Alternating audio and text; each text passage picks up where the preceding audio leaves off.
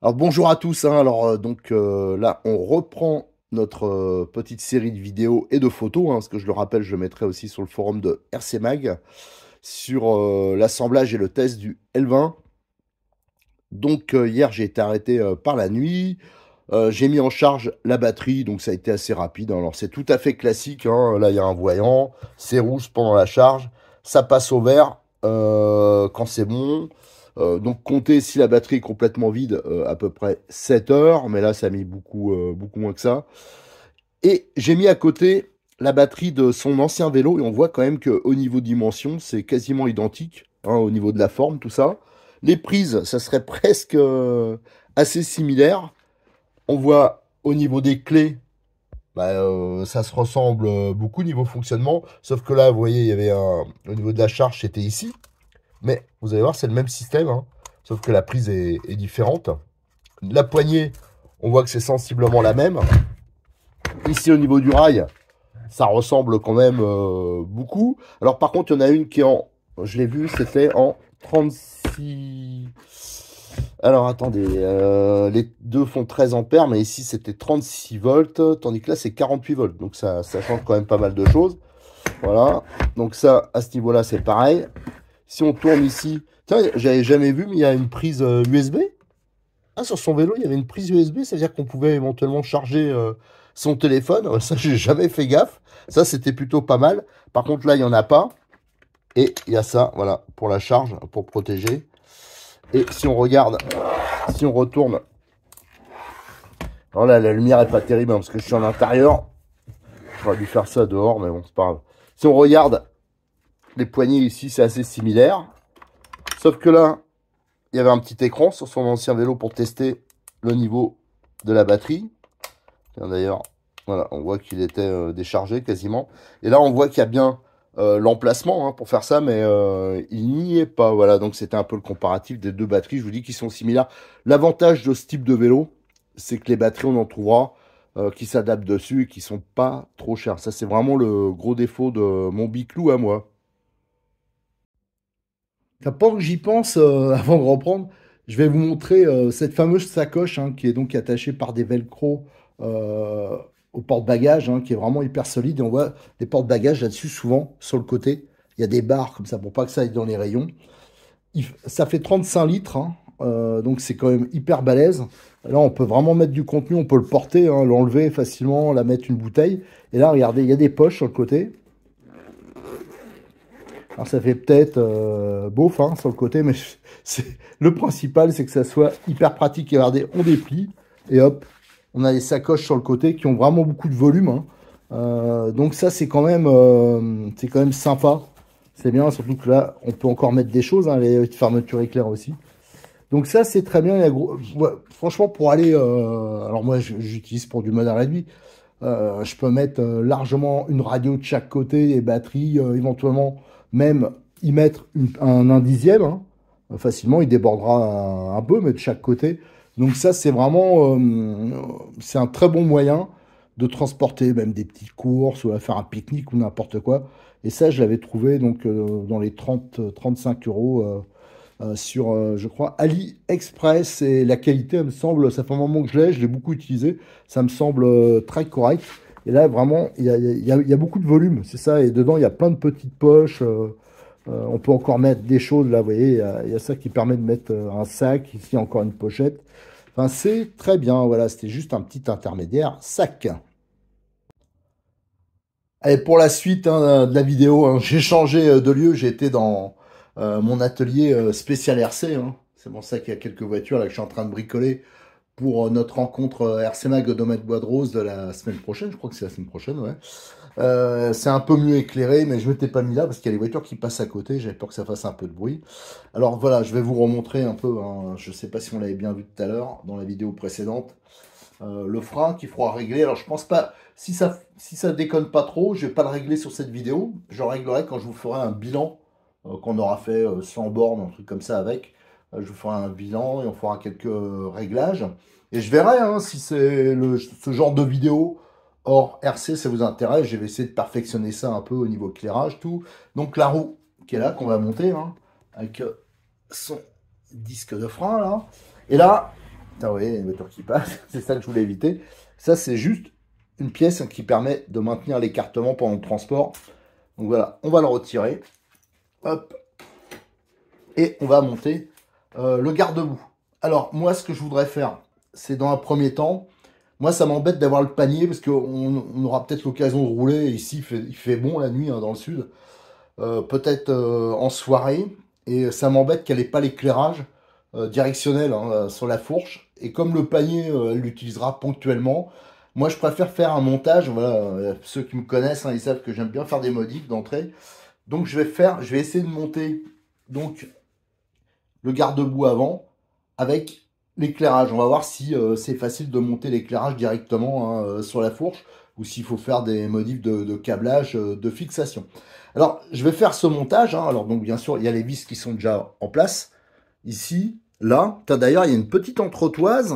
Et j'avais cru voir Arnaud. Alors, j'avoue que la vidéo, je ne l'avais pas regardée en entier. J'avais cru voir qu'il mettait un écrou, là. Pour pas, comme ici, c'est creux. Et quand on serrait, ça devait se déformer. La patte hein, de fixation ici.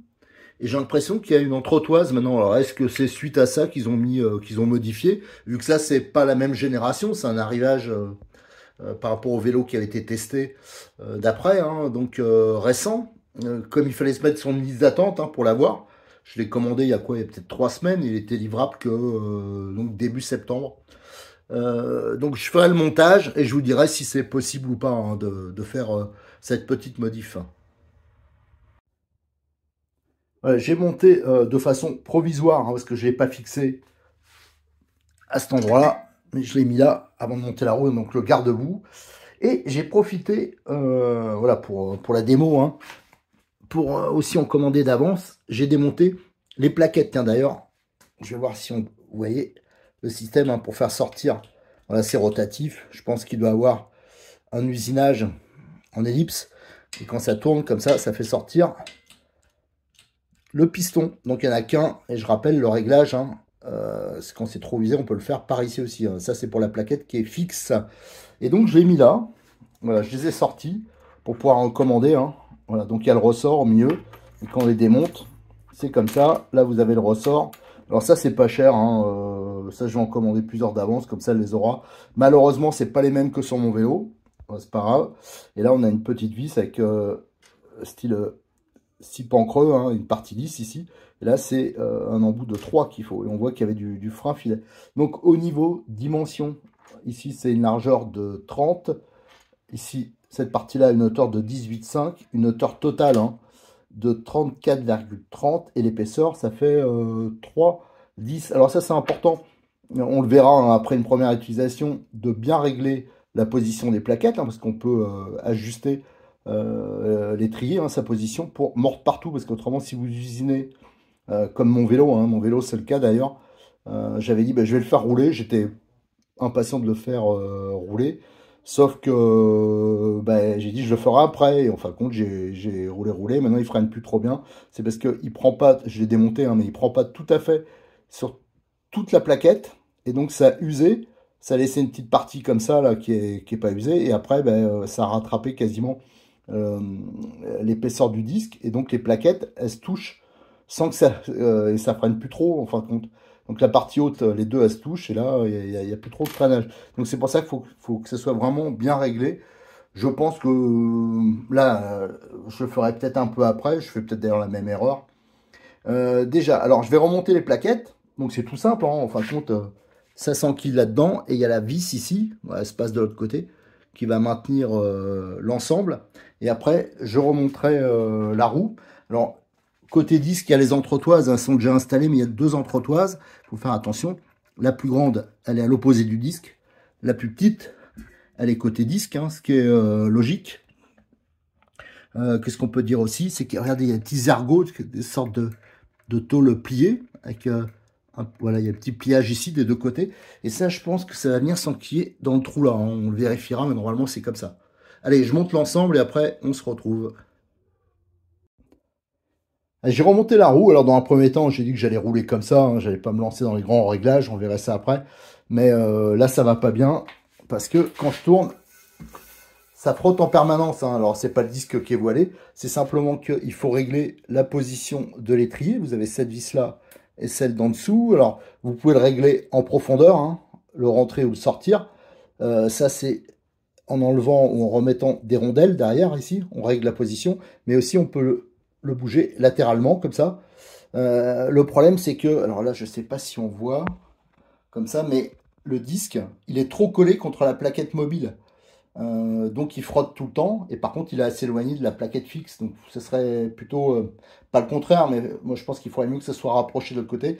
Alors pour le régler, je vais pas pouvoir le montrer en vidéo, hein, parce que je suis pas équipé pour ça, et je suis pas une chaîne de trucs de... Là vous avez vraiment la chaîne d'Arnaud, il y a pas mal d'explications, et j'avais juste regardé vite fait une fois. Alors moi j'avais tendance à utiliser, je faisais la même chose, mais j'utilisais des cales pour régler les culbuteurs, hein, sur une voiture, un jeu de cales. Je mettais une fine, hop, je la mettais une entre le disque et la plaquette là, et la même chose de l'autre côté. Et après, on serre l'ensemble, et normalement, là, le jeu, il est bien réglé, on le plaque, et le jeu est bien réglé. Moi, là, j'ai regardé Arnaud ce qu'il faisait. Il prenait une bouteille de soda, et il coupait deux plaquettes. Enfin, c'est vrai que c'est plus pratique, ça évite d'avoir déjà des jeux de cale. Alors je les ai, hein, mais pour juste vous montrer, hein, vraiment il a des tutos qui sont bien sur les freins hydrauliques, tout ça, donc je vais pas le refaire, hein, c'était juste pour vous montrer. Alors donc voilà, je vais en mettre un entre chaque plaquette, voilà, et je vais aller serrer l'ensemble. Alors avant, je l'ai réglé, j'ai un peu desserré les freins, hein, pour un peu d'amplitude de réglage, comme il y a le réglage ici sur l'étrier. Alors je vais le faire, et après on va voir si ce frottement disparaît. Bon là c'est nickel, ça frotte plus, de toute façon ça faut que ça se rôde un peu. Là je rappelle c'est une clé de 15, hein, pour serrer. On va voir que c'est à peu près standard. Ici on voit la rondelle spécifique, là elle est rentrée dans son petit creux, là son petit trou. Qu'est-ce qu'on a encore à faire? On va mettre les pédales, hein, pendant que c'est à l'envers. Alors tiens, au passage, hein, regardez les câbles, le passage des câbles, il y a des caoutchoucs, que ça soit là, en dessous ici. Voilà. Par contre, là, il n'y a rien. Alors, il faut espérer qu'avec les frottements, comme c'est directement le métal, il n'y a pas un problème un jour. Ici, à chaque fois, ils ont prévu des petites pattes pour mettre les petits colliers. Bon, c'est quand même relativement soigné pour un vélo à ce prix-là. Et à juste là, c'est vrai que si on pouvait passer un passe-fil, une petite protection là, au niveau des câbles, du moins, ça serait pas mal. Et là, j'ai l'impression qu'il y a peut-être un capteur de pédalage. À voir. Alors, donc là, on va mettre les pédales. On voit que le sens est indiqué, R. Donc ça correspond bien à notre pédale. Et là, on voit c'est dans le sens normal des aiguilles d'une montre, hein, qu'on dit. Et l'autre côté, c'est inversé.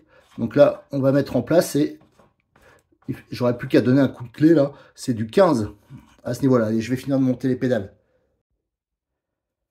Allez, les pédales sont montées. Là, il n'y a pas eu de souci. Alors tiens, on en profite pour regarder ici. Ça, c'est la protection. Alors, c'est pas sur tous les vélos, mais bon, généralement, ils le mettent. Ça, c'est pour protéger le dérailleur, hein, c'est un dérailleur Shimano. Qu'est-ce qu'on a? On a bien sûr 7 vitesses.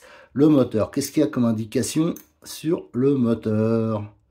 On voit, je regardais si on voyait. Non, rien de spécial.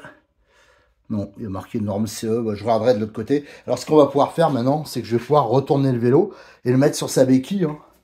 Donc là, la béquille qui est plutôt balèze.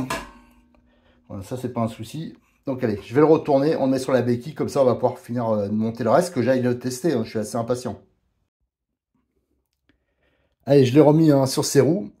Et faut bien avouer, je me demande, je commence à me poser la question, est-ce que j'ai fait un bon choix, moi, en prenant du 26 pouces? Parce que je vois, il est beaucoup plus bas. Ça sera intéressant quand il sera fini de faire un comparatif, ce que j'appelle le lever de jambe, hein. Ça veut dire à quelle hauteur faut lever la jambe pour monter dessus.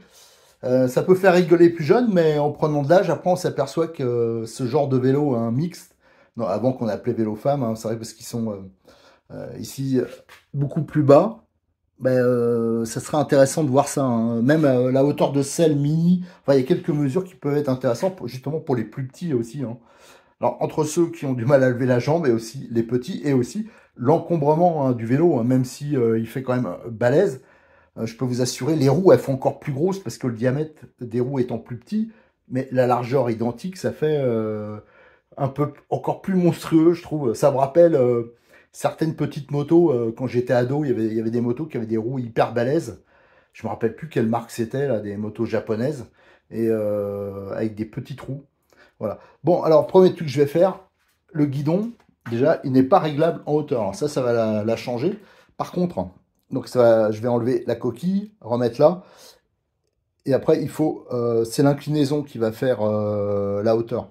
Donc c'est peut-être pas l'idéal pour avoir la position idéale, mais par contre, c'est vrai que là, c'est assez balèze.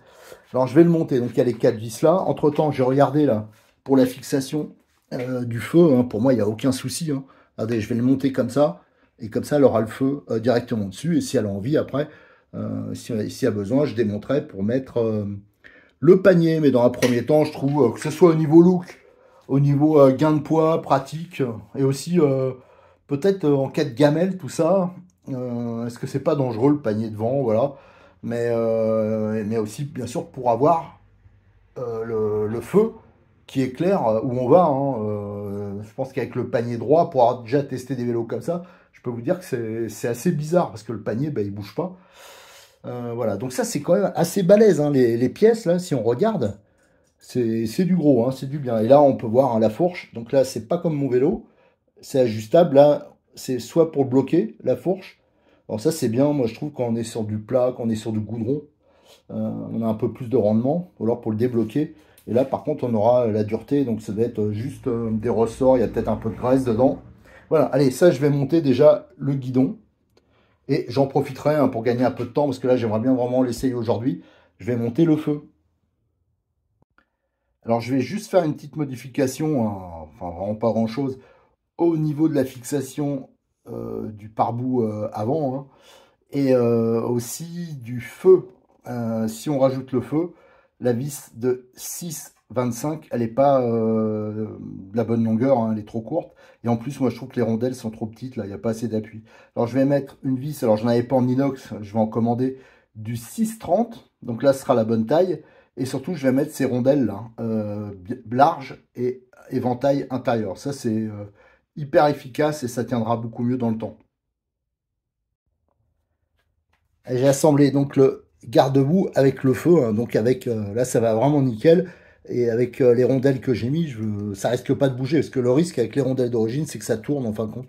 Ça tienne pas super bien. D'ailleurs, je verrai si je ferai pas une petite modif à ce niveau-là aussi, hein, pour que le serrage soit plus puissant, parce que là, c'est pas fantastique. Par contre, comme le fil était prévu pour que ça aille plus loin, hein, au bout du panier, il se trimballe un peu, alors il faudra le fixer avec des colliers ou alors avec les tournicotos, là, les mettre là-dedans. Les vis, là, je les ai bloquées, mais peut-être qu'elles serviront justement pour faire guide, parce que là, c'est assez énorme. Il faudra voir que ça gêne pas, parce que sur le panier, il y a un crochet pour guider le câble. Là, du coup, il n'y est plus. Donc, j'ai débloqué aussi la fourche, hein, d'origine, elle est bloquée, parce que là, je vais aller dans les chemins, donc ça va secouer sec. On a mis le guidon. Il faudra donc que je le règle, hein, par rapport à moi. Le display, ça on va regarder. Au niveau des freins, je les ai desserrés parce que d'origine, ça bloque assez rapidement. Là, on voit qu'il y a une petite bande, voilà, en caoutchouc, hein, enfin quelque chose qui permet d'accrocher. Ça, là, voilà, la petite sonnette. Comme je vous disais, au niveau des freins, bah, apparemment, c'est pas réglable ici. Qu'est-ce qu'il y a d'autre? Bah, qu'est-ce qu'on peut dire? Bah, rien de spécial, hein. Là maintenant, je vais monter la selle. Je vais remonter la batterie. Je pourrais faire mon réglage de hauteur là. Et bah, après, je crois qu'on ira faire notre petit essai. Ah bah non, il y a le display. Il va falloir qu'on bosse, qu'on regarde ça pour débrider, voir un peu les fonctions. Alors, c'est pas la notice qui va beaucoup m'aider. Donc, il va falloir que je fouille un peu. Alors là, j'ai mis la batterie en place, hein, c'était pour vous montrer. Donc, on a le pion là qui est sorti là. Et il faut que ça rentre dans le trou qui est en dessous. Alors pour ça, on prend la clé, on l'enfonce, on tourne, et hop, voilà. Et là, c'est bon, c'est verrouillé. Allez, maintenant, je vais pouvoir remettre la selle Et là, il y aura juste le blocage, la rapide, à régler, hein, avec la petite molette ici, pour que ça soit bien dur, mais pas trop lâche quand même. Hein. Ça, faut trouver le bon compromis. Voilà, j'ai fini d'assembler le vélo. Maintenant, il reste plus qu'à le tester. Mais là, il est 19h. Alors, j'irai faire un petit roulage de nuit pour voir, tester l'éclairage. On va déjà le tester à l'intérieur, là. Et demain, bah, je vais peut-être. J'ai un petit parcours sur lequel j'ai testé déjà 2-3 vélos pour l'autonomie. Il n'y a rien de fantastique, sauf que c'est vraiment joli. C'est un parcours c'est une ancienne voie de chemin de fer qui est entre Béziers et qui va jusqu'à Saint-Chinian. Et ça fait aller-retour. Alors moi, je suis pas tout à fait sur Béziers, je suis à 15 km avant, mais ça me fait 38 km à peu près. Donc c'est un petit test hein, pour l'autonomie quand on va un peu à Donf. Donc avec le MG 600, c'était l'autonomie que je le faisais. Avec mon ancien vélo, il fallait vraiment que je fasse à l'économie, que j'aille cool. Voilà, donc ça, on testera. Alors déjà, on va mettre, on va allumer. Voilà, faut le tourner comme ça. Et là, normalement, on va pouvoir ouvrir. Voilà. Attendez, alors je regarde. Donc ici, en dessous, il y a le bouton marche arrêt ici. Et en dessous, il y a deux boutons pour... là, c'est plus. Et l'autre côté, c'est moins. Donc il y a jusqu'à 5 en assistance.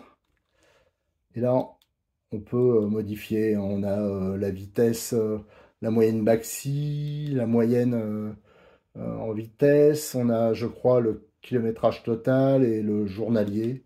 Ça faudra voir. Parce que je vous avoue, je ne le connais pas celui-là. Par contre, pour le débrider, alors ça j'ai regardé, donc je vous invite à aller voir, hein, c'est vraiment super bien indiqué sur son site. C'est 103 Mob Story, hein, donc Arnaud il avait fait une vidéo là-dessus. Je vous avoue que si il ne l'avait pas montré, j'aurais été couillon parce que j'aurais pas su le faire. Pour le débrider, parce que ça c'est pas indiqué sur la notice, du moins je pense pas, il faut, en fin de compte, il faut éteindre le display, hein, bien sûr, parce qu'autrement, d'origine, ça marche pas, hein, l'accélérateur, parce que c'est conforme à la réglementation.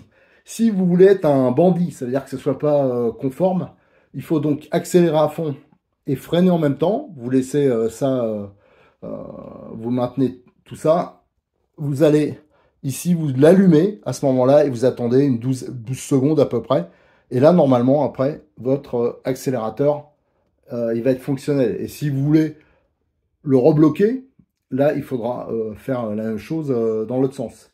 Voilà, donc ça, c'est pour le débrider. Ensuite, pour, enfin, débrider, du moins mettre en fonction l'accélérateur, hein, parce que vous avez ici la poignée hein, pour opposer la main, et ici, c'est l'accélérateur.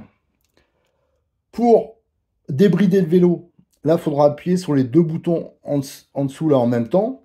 Si, je crois que c'est ça, hein, si je me souviens, j'ai essayé de le faire pour voir. Voilà. Et là, vous avez les programmes. Vous avez programme 1, 2, 3, enfin voilà, vous en avez plusieurs. Moi, je suis allé sur le 3. Vous avez le bouton dessus, vous validez. Ça va en dessous. Et là, c'était... Alors là, je l'ai complètement débridé, moi, hein, mais c'était... Parce que je l'ai fait, bien sûr, avant. Ah, bien sûr, je me suis planté. Voilà. Et là, voilà. Là, je vais le remettre à 25, par exemple. Ah, j'ai fait une erreur de manipulation. Attendez, hop. Je dis d'une main, c'est pas évident. Bon, celle-là, je descends. Voilà, enfin, je vais pas le remettre à 25, mais vous voyez, vous l'ajustez comme vous voulez. Tiens, je vais le laisser sur 56, et hop, j'appuie un moment, et hop, on revient à 0. Bon, je suis pas sûr d'avoir été méga clair, mais vous voyez la manœuvre. Vous appuyez sur les deux en même temps. Vous allez sur P3. Ensuite, à chaque fois, vous validez en haut. Ensuite, vous allez sur la vitesse qui est à 25 d'origine. Et après, c'est normalement, il est débridé. Et d'ailleurs, c'est ce que je vais aller faire tout de suite. Là, je vais aller faire un petit tour de vélo, vite fait. Et en attendant de faire le plus important demain, un vrai tour. Et je vais, en rentrant, là je vais pas le faire maintenant parce que après ça m'embête, mais je fixerai, hein, parce qu'il y a des choses qui se trimballent. On va essayer de le fixer correctement. Juste avant, je vais vous montrer un truc. C'est les feux. Alors pour ça, vous appuyez, je crois que c'est le plus, un moment, 3 secondes je crois. Et là les feux sont allumés. Alors ce que je vais faire, je vais éteindre la lumière. Allez, je vais allumer le feu. Alors, je suis pas sûr que l'image sera terrible. On appuie 3 secondes, regardez. Ça éclaire plutôt pas mal, hein. C'est assez, c'est vraiment puissant. Et à l'arrière, voilà. Alors ça éclaire beaucoup l'arrière. Et quand je freine, regardez, c'est des petites LED. Alors ça se verra pas avec le téléphone comme ça. En réel, c'est plus puissant, hein. Vous avez des petites LED qui s'allument en plus. Alors ça, c'est quand même sympa. Voilà. Et il est bien éclairé le display. Allez, je vais éteindre. Voilà. Allez, avant de faire ma première petite balade, hein, je vais aller, c'est juste pour roder les freins, essayer deux, trois trucs. J'ai pris quelques mesures, hein, c'est la hauteur de selle et aussi la hauteur, voilà, à quelle hauteur il faut lever la jambe pour monter sur le vélo. Alors, donc j'ai pris ici, hein, la partie la plus basse, donc sur le VG, hein, donc son petit vélo euh, que celui-là va remplacer, c'était 36, donc c'est assez bas. Sur celui-là, c'est 45. Voilà, donc il faut quand même lever un tout petit peu plus la gambette, mais enfin, franchement, c'est hyper raisonnable. Et sur le MG600, le méga gros vélo, c'est 47. Mais par contre, il y a moins de place ici, hein, c'est plus étroit. Pour la hauteur de selle, là, je l'ai mis au minimum. Donc sur le L20, c'est 80. Voilà. Sur le MG 600, c'est 89, donc il n'y a que 9 cm, enfin, c'est déjà beaucoup de différence. Par contre, c'est vrai que le vélo, il fait tellement énorme, on a l'impression qu'il est beaucoup plus haut que ça. Et sur le VG, en fin de compte, c'est exactement la même chose que le L20, c'est 80. Donc pour elle, ça sera nickel, surtout qu'elle ne mettait pas la selle au minimum. Donc je pense qu'elle pourra mettre son tube de selle suspendu. Bien que la mesure, hein, 80 sur le VG, c'est avec la tube de selle suspendue. Donc il est vrai que c'est pas évident, mais bon, elle n'était pas réglée au plus bas. Donc ce sera intéressant de le tester à ce niveau-là. Alors ce que je vais faire, hein, avant d'aller faire mon petit tour, je vais quand même gonfler les roues. Je pense que je vais les mettre à 1 bar, je vais vérifier. Et après, je vais aller faire une petite balade. Et celle de demain, j'essaierai de mettre une caméra là-dessus. Et j'irai faire un petit tour sur mon parcours, entre guillemets, d'essai. J'ai un instant de faire un petit tour avant qu'il fasse nuit. Et en plus, il y a le match de rugby tout à l'heure. Euh, donc là, j'ai fait 20... combien j'ai fait de kilomètres? Je ne me rappelle plus. J'en ai fait 26. Voilà. 26,4 et il me reste 2 barres. Mais à vrai dire, hein, juste avant de venir, il m'en restait qu'une. C'est quand je l'ai éteint et rallumé que j'ai regagné 2 barres. C'est tombé à une barre quand il y avait déjà 22 km. Alors j'avoue que je m'inquiétais un peu. Mais il faut bien avouer que je l'ai sollicité à donf, hein. Ici, il n'y a rien de plat. Donc c'est sans arrêt des grosses côtes, des descentes, j'étais dans les chemins, tout. Donc ça m'étonne pas plus que ça. Et en plus, il est débridé. Donc alors par contre, je n'utilise pas l'accélérateur, hein. Moi, c'est uniquement la pédale. Et j'ai vu l'assistance, que ce soit en accélérateur ou à la pédale, c'est la même, ce qui n'est pas toujours le cas sur les vélos électriques. Et éventuellement, j'ai dû me servir deux, trois fois d'accélérateur pour faire des démarches en côte. Parce que avant que l'assistance se mette en route, faut faire un demi-tour au niveau des pédales. Et donc l'accélérateur, là, il se justifie. Mais vraiment, niveau comportement, tout ça, j'en suis très satisfait. Il est maniable, tout ça. Alors par contre, si je le compare au MG 600, il est un poil moins confortable. Je trouve qu'il est moins confortable. Mais par contre, c'est vrai qu'il est stable. Enfin, pour avoir réessayé son vélo, le euh, VG qu'elle avait juste avant, enfin qu'elle a toujours, le pliant, j'ai essayé juste avant pour me remettre, me remémorer son comportement. Il y a un univers, simplement au niveau stabilité, freinage, accroche des pneus. Ces pneus, ils sont diaboliques, quoi. Que ce soit sur le goudron, que ce soit sur la terre, dans les cailloux, ils sont vraiment d'enfer, ces pneus.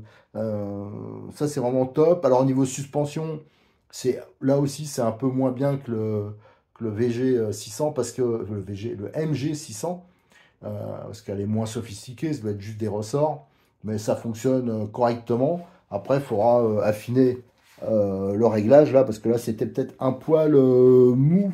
Le guidon, je m'y suis habitué facilement. Au niveau de la selle, alors j'ai trouvé que ça, c'était peut-être un tout petit peu plus tape-cul que le 26 pouces, mais bon, ça, je pense que c'est normal. Le freinage, au début, c'est vrai que Là, il a fallu le rôder. Alors, j'ai essayé de freiner un max. Comme il y a des grosses descentes, ben, j'ai fait des freinages appuyés. Sur la fin, ça commençait à être pas mal. Le passage des vitesses, c'était nickel, mais je l'avais pré-réglé avant, hein. Donc là, le sélecteur, j'étais pas habitué, mais c'est vrai qu'on s'y habitue rapidement. J'en ai jamais eu un modèle comme ça. Pour le reste, rien de spécial. Si ça a tourné un peu, alors ça, faudra faire en sorte que ça soit un peu plus, voilà, que ça tienne, quoi. Alors ça, je sais pas, il faudra trouver une solution. Pour le reste, hein, ben, en tout cas, il est prêt. Je vais le charger. Et demain, je vous dis, j'irai faire une balade plus importante. Alors, vu l'autonomie, je vais essayer de... J'ai fait des petits tests hein, juste avant d'arriver. J'ai vu que le bon compromis, c'était sur l'assistance 3. Alors, j'essaierai demain de faire... je vais alterner assistance... Enfin, je vais alterner au-dessus de 3, hein, soit 3, 4 ou 5. Et bah, je verrai si j'arrive à faire les 40 bornes, voilà. Allez, je vais aller faire un gros dodo, je vais charger et on se retrouve demain matin.